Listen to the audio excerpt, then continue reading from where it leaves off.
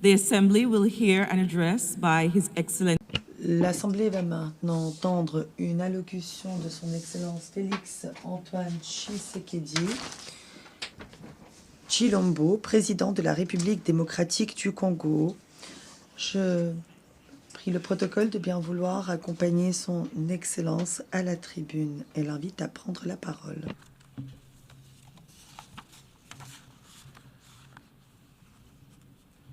Madame la Présidente, Monsieur le Secrétaire général, Excellences, Mesdames et Messieurs les chefs d'État et de gouvernement, distingués délégués, Mesdames et Messieurs,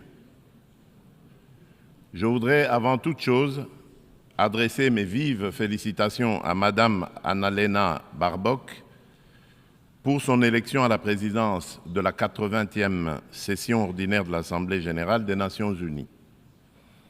Son leadership et son attachement au multilatéralisme seront déterminants pour la réussite de nos travaux. Je saisis également l'opportunité que m'offre cette tribune pour rendre un hommage appuyé à son prédécesseur, son Excellence M. Philémon Yang, dont l'engagement et le dévouement ont marqué la précédente session. Enfin, je réaffirme la pleine confiance de mon pays dans l'action du secrétaire général des Nations unies, M. Antonio Guterres, pour ses efforts constants visant à renforcer notre organisation et à promouvoir des solutions aux défis qui menacent la paix, la sécurité et la prospérité dans le monde, en particulier dans la région des Grands Lacs d'Afrique, dont fait partie la République démocratique du Congo. Madame la Présidente, je salue la pertinence du thème retenu pour cette 80e session, « Mieux ensemble, plus de 80 ans au service de la paix, du développement et des droits humains ». Il met en lumière 8 décennies d'efforts conjoints d'une organisation vouée à la paix, au développement et au bien-être universel, fondée sur une promesse indéfectible de sécurité collective. Le 80e anniversaire de l'Organisation des Nations Unies, garante de cette sécurité depuis 1945, est l'occasion de réaffirmer les vertus d'un multilatéralisme efficace et de rendre hommage à l'idéal de paix, de dignité humaine et de solidarité entre les nations qui inspira ses fondateurs. Si l'Organisation des Nations Unies demeure un pilier de la régulation des relations internationales, de la prévention et de la résolution des conflits, ainsi que de la promotion des droits humains et des libertés fondamentales, elle est aujourd'hui confrontée à des défis systémiques qui éprouvent sa crédibilité et sa capacité d'action. Les profondes mutations de notre époque, notamment la persistance des conflits armés, le dérèglement climatique, les crises humanitaires récurrentes et les menaces transnationales protéiformes nous rappellent que le multilatéralisme n'est plus une option, mais une exigence incontournable qui s'impose à tous.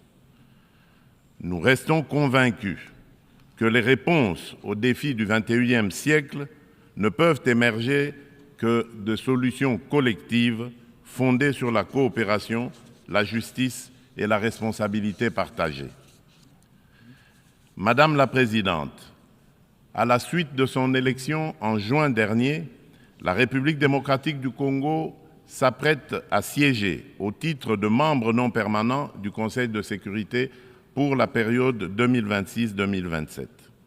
Je réitère au nom de mon pays nos remerciements les plus sincères aux États membres pour la confiance et la solidarité exprimées.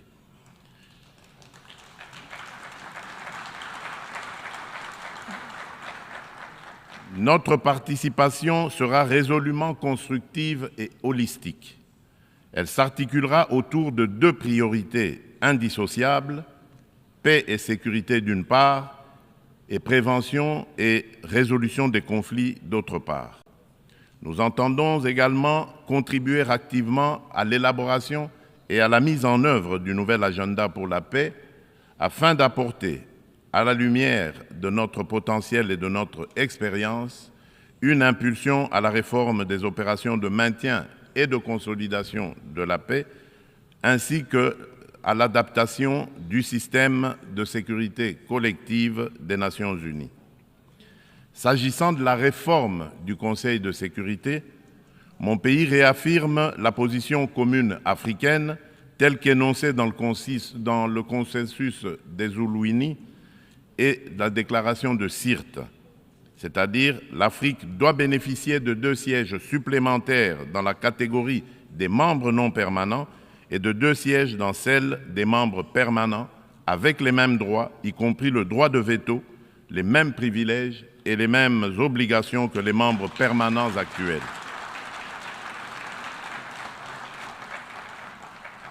Forte de ces 54 États et de plus de 1,2 milliard d'habitants, l'Afrique ne saurait demeurer en marge des décisions qui engagent la paix et la sécurité internationale. Madame la Présidente, un autre axe prioritaire concerne l'exploitation illégale des ressources naturelles, l'une des causes majeures et persistantes des conflits. La République démocratique du Congo entend placer au cœur du débat la gouvernance exemplaire de ces minerais stratégiques afin d'en garantir l'exploitation dans le respect des principes de développement durable, de la souveraineté économique et du bien-être des populations.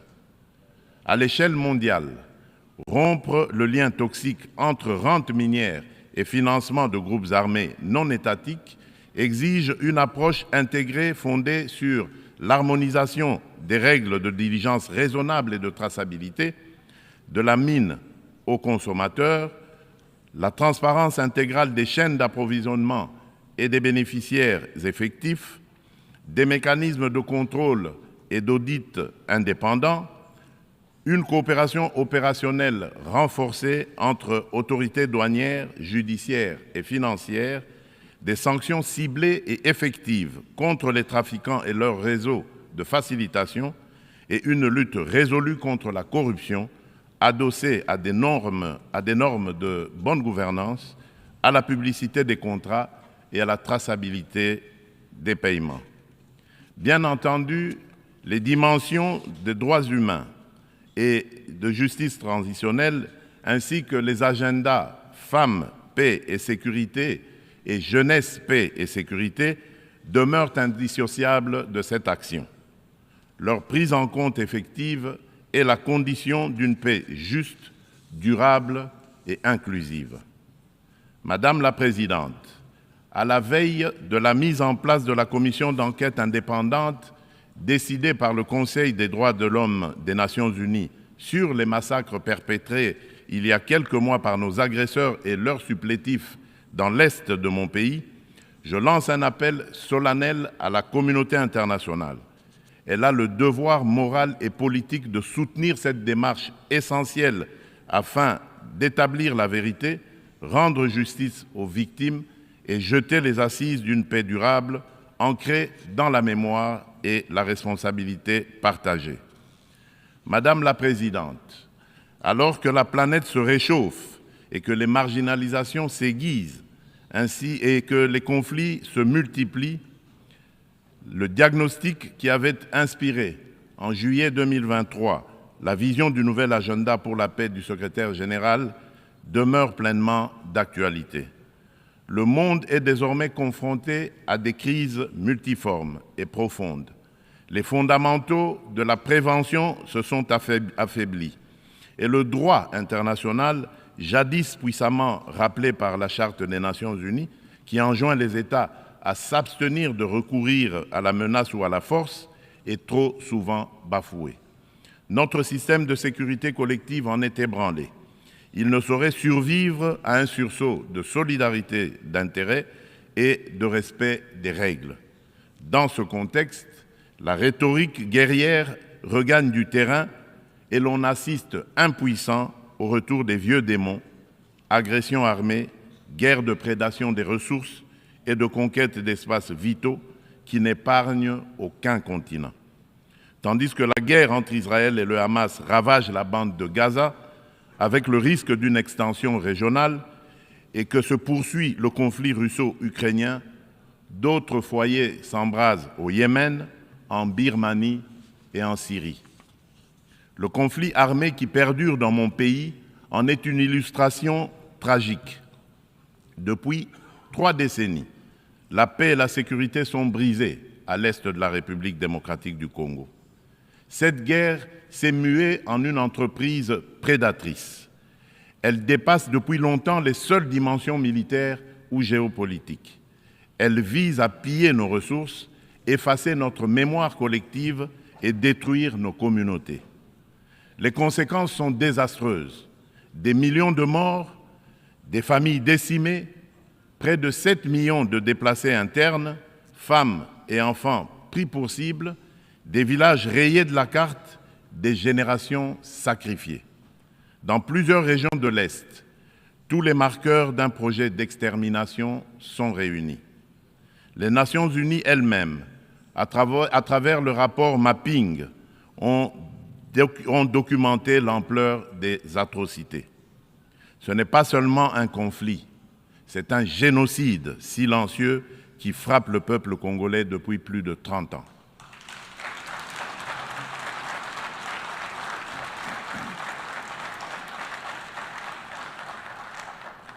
En juillet dernier encore, plus de 300 civils, dont 48 femmes et 19 enfants, ont été massacrés dans le territoire de Rutshuru par l'AFC M23 avec l'appui des forces de défense du Rwanda. Ces crimes ne sont pas isolés, ils s'inscrivent dans une continuité macabre. Je remercie les États-Unis d'Amérique d'avoir pris l'initiative le mois dernier de convoquer une session extraordinaire du Conseil de sécurité pour examiner ces massacres documentés par Human Rights Watch. Pour mettre un terme à ce conflit, le Conseil de sécurité, par sa résolution 2773 du 21 février 2025, a notamment exigé le retrait du M23 des villes de Goma, Bukavu et de toutes les zones sous son contrôle, le démantèlement des administrations parallèles instaurées en violation de la souveraineté de la République démocratique du Congo, ainsi que la cessation de tout appui direct ou indirect au M23. Je salue à cet égard le leadership du président Donald Trump, qui a créé les conditions d'un dialogue ayant conduit le 27 juin 2025 à Washington à la signature d'un accord de paix entre la République démocratique du Congo et le Rwanda. Cet accord engage expressément Kigali à un retrait complet et vérifiable de ses troupes et à la levée de ses mesures dites défensives. Il prévoit également le désengagement, le désarmement et l'intégration conditionnelle des groupes armés non étatiques au sein des forces armées de la République démocratique du Congo et de la police nationale congolaise, la mise en place d'un mécanisme conjoint de coordination en matière de sécurité, ainsi qu'un dispositif garantissant le respect de l'intégrité territoriale et l'arrêt des hostilités. Le retrait des troupes rwandaises, la fin de leur appui au M23 et le retour de l'autorité de l'État congolais sur toutes les zones occupées constituent des conditions non négociables pour une paix durable. Je demande aux Nations Unies de veiller à la stricte application de cet accord, désormais indissociable de la mise en œuvre de la résolution susmentionnée. Tant que ces décisions ne seront pas exécutées, le sang des innocents continuera à couler. Dans la même dynamique, la République démocratique du Congo et l'AFC M23 ont signé le 19 juillet 2025 à Doha une déclaration de principe engageant les parties à œuvrer de concert à une solution pacifique. Je voudrais exprimer ma gratitude à Son Altesse l'Émir du Qatar, Cheikh Tamim bin Hamad Al Thani, pour son dévouement et son engagement en faveur de la paix en République démocratique du Congo et dans la région des Grands Lacs. Je souhaite enfin exprimer ma haute appréciation pour la coordination assurée par son Excellence Faure Essomina Gnassingbé, président du Conseil des ministres du Togo, dans le cadre du processus de Lomé. Cette dynamique procède de la convergence des efforts du processus de Luanda, conduit avec constance par son Excellence João Manuel Gonçalves Lourenço, président de la République d'Angola et président en exercice de l'Union africaine, et du processus de Nairobi, facilité par son Excellence Uhuru Muigai Kenyatta, ancien président de la République du Kenya. Ensemble, ces initiatives ont jeté les bases d'un mécanisme unifié de facilitation régionale. Un élan que nous comptons poursuivre pour préserver la cohésion continentale, renforcer la coordination entre les initiatives africaines et consolider un cadre d'action harmonisé afin de restaurer de manière durable la paix à l'est de la République démocratique du Congo. Notre objectif demeure inchangé: obtenir une paix juste, durable et vérifiable, non une accalmie factice et éphémère qui, depuis près de 30 ans, a trop souvent déçu l'espérance de notre peuple. Nous attendons de la communauté internationale qu'elle se tienne avec constance et courage du côté du droit. C'est à ce prix que la vérité l'emportera sur l'impunité et que la paix redeviendra possible. Madame la Présidente, il convient de préciser que le processus diplomatique engagé avec toutes les parties au conflit n'exclut nullement la quête de justice et de réparation. Si le monde hésite encore à nommer notre douleur, nous n'attendrons pas. Nous en sommes les premiers témoins. Nous en serons les premiers artisans de justice. Mais nous avons besoin de votre solidarité, de votre soutien et du respect plein et entier du droit international.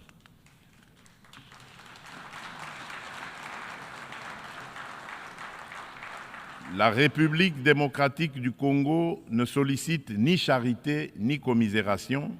Elle exige justice, vérité et dignité.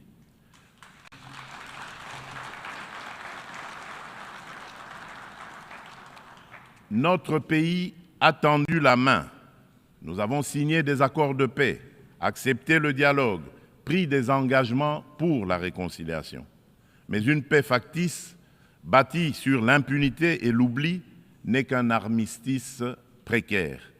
L'histoire ne jugera pas nos discours, mais notre capacité à reconnaître les crimes de masse, y compris les génocides, et à mettre fin à l'impunité.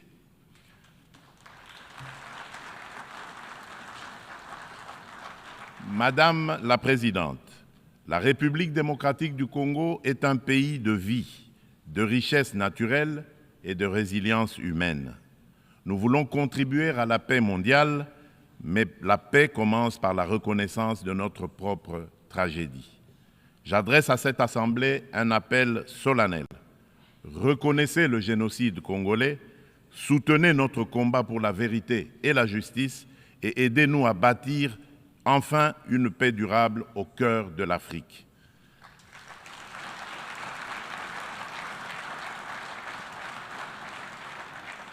Nous demandons que les Nations unies instaurent un régime de sanctions ciblées contre les auteurs des crimes économiques, mais aussi des crimes de guerre, crimes contre l'humanité et crimes de génocide commis à l'est de mon pays, et qu'elles soutiennent toutes les actions visant à tarir les circuits illicites d'approvisionnement en minerais qui financent depuis des décennies la guerre et la tragédie humaine. Ces actions doivent être conduites avec l'appui de l'Union africaine, des Nations unies et de nos partenaires au développement, en impliquant les États limitrophes, les entreprises qui achètent et transforment ces minerais du sang, les institutions financières par lesquelles transitent les flux, ainsi que les organisations de la société civile.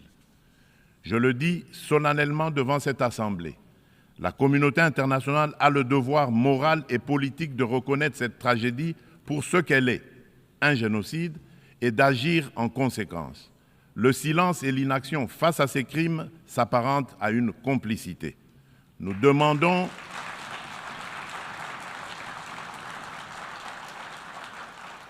nous demandons la mise en place immédiate d'une commission d'enquête internationale indépendante et dotée de moyens pour établir la vérité, rendre justice aux victimes et rompre le cycle de l'impunité qui nourrit ce drame depuis des décennies. Madame la Présidente, le terrorisme demeure une menace grave pour la paix et la sécurité internationale. Aucune région du monde n'est épargnée. Après l'Asie, l'Europe occidentale et l'Amérique du Nord, ce fléau s'enracine en Afrique et déstabilise plusieurs sous-régions. Al-Qaïda au Maghreb islamique, bien que fragilisé par l'action internationale, conserve ses capacités dans des zones grises et diffuse son influence. Boko Haram au nord du Nigeria et Al-Shabaab en Somalie maintiennent une emprise territoriale significative. En Afrique centrale, après les ravages causés par la Lord's Resistance Army, LRA, de Joseph Kony, le nord-est de la République démocratique du Congo subit les exactions des forces démocratiques alliées, les ADF, un groupe terroriste ougandais ayant fait allégeance à l'État islamique. Ces groupes extrémistes ont laissé derrière eux un lourd tribut humain et continuent de menacer la stabilité régionale. Membre de la coalition mondiale contre Daesh, la République démocratique du Congo appelle les Nations unies à s'engager plus résolument dans la mise en œuvre des recommandations de la dite coalition et du processus d'Aqaba, à savoir le partage renforcé de renseignements, l'assèchement des financements, la lutte contre la propagande et contre les sanctuaires, ainsi que le soutien accru aux communautés victimes dans le plein respect du droit international humanitaire.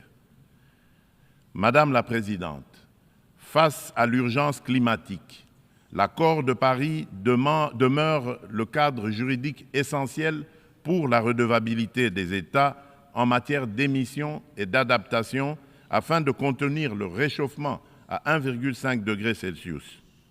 À ce titre, la République démocratique du Congo a adopté son plan national d'adaptation 2022-2026.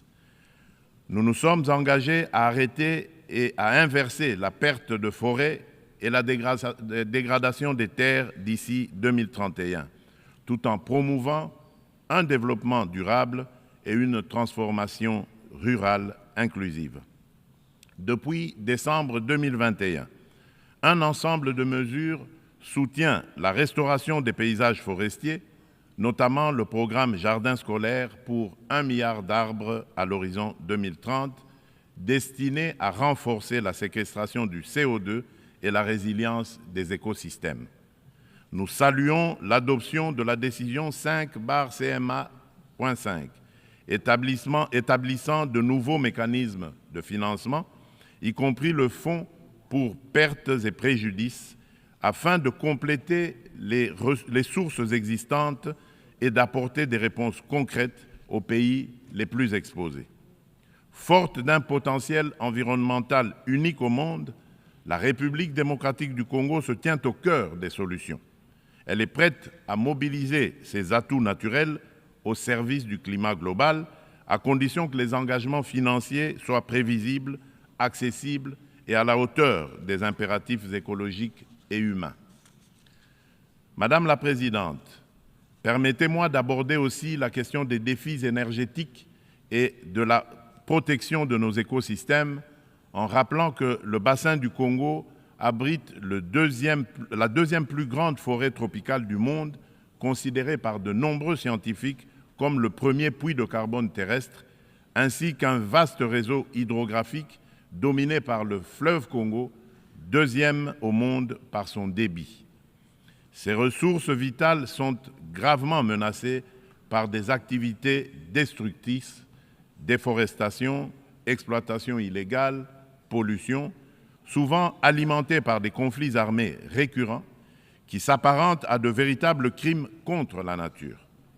C'est pourquoi la République démocratique du Congo soutient l'initiative portée par le Vanuatu, Fidji et Samoa visant à ériger au plan international l'écocide en incrimination autonome pour sanctionner les actes illicites ou arbitraires causant à l'environnement des dommages graves. Madame la Présidente, l'adoption du Pacte pour l'avenir rappelle l'urgence d'accélérer la mise en œuvre des objectifs de développement durable à 5 ans de l'échéance de 2030. La République démocratique du Congo a inscrit cet impératif au cœur de son action à travers le Plan national stratégique de développement 2024-2028 qui place l'homme congolais au centre des priorités et intègre les 3 dimensions du développement durable, environnemental, social et économique. Ce plan s'articule autour d'orientations nettes, à savoir consolider la sécurité et la gouvernance démocratique, moderniser les infrastructures et le climat des affaires, protéger l'environnement et garantir l'accès aux services sociaux de base, eau, assainissement, éducation, santé, électricité, etc. Le bilan demeure contrasté, car seuls les ODD 12 et 13 paraissent encore atteignables d'ici 2030, mais des progrès tangibles sont enregistrés. La gratuité de l'enseignement a permis à plus de 5 millions d'enfants de retourner à l'école. La couverture de santé universelle élargit l'accès à des soins de qualité. Les politiques d'autonomisation des femmes réduisent les disparités socio-économiques. Ces acquis restent toutefois fragilisés par l'insécurité persistante dans l'est du pays et par la vulnérabilité de notre économie face aux chocs exogènes. Notre économie doit donc se transformer pour devenir un levier de durabilité et de prospérité. Pays solution face aux défis climatiques, mon pays entend valoriser ses forêts, ses tourbières et sa biodiversité au sein d'une économie climatique orientée vers une croissance verte, résiliente et sobre en carbone. À cet égard, le projet Grand Inga, l'un des plus vastes complexes hydroélectriques au monde, incarne notre ambition et renforce le positionnement de la République démocratique du Congo comme pays solution. Fournir une énergie propre et compétitive pour électrifier nos territoires, décarboner notre industrie, soutenir l'intégration énergétique régionale et ouvrir la voie à de nouveaux usages, dont l'hydrogène vert. Cette trajectoire s'appuie sur le développement de marchés carbone intégrés, l'attraction d'investissements responsables et la création d'emplois décents et de moyens de subsistance durables pour nos communautés. Il reste cependant un obstacle majeur, la contrainte financière.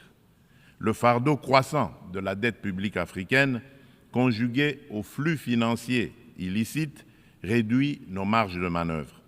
Les besoins additionnels pour atteindre les ODD en Afrique sont estimés à 1 600 milliards de dollars.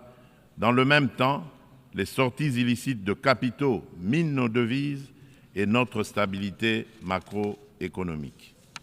D'où la nécessité d'une réforme urgente de l'architecture financière internationale afin de garantir aux pays en développement un accès juste et prévisible à des financements concessionnels alignés sur leur trajectoire nationale, y compris via une meilleure recanalisation des DTS, la capitalisation des banques multilatérales de développement, des facilités de liquidité contracycliques et une lutte renforcée contre les flux illicites. Madame la Présidente, depuis mon accession à la magistrature suprême de mon pays, la République démocratique du Congo, j'ai impulsé à la conduite de la chose publique une dynamique nouvelle intégrant systématiquement la dimension genre à tous les niveaux afin d'assurer une présence accrue des femmes dans les instances de décision. À titre illustratif, la part des femmes au sein du gouvernement est passée de 17% en 2019 à 32% en 2025.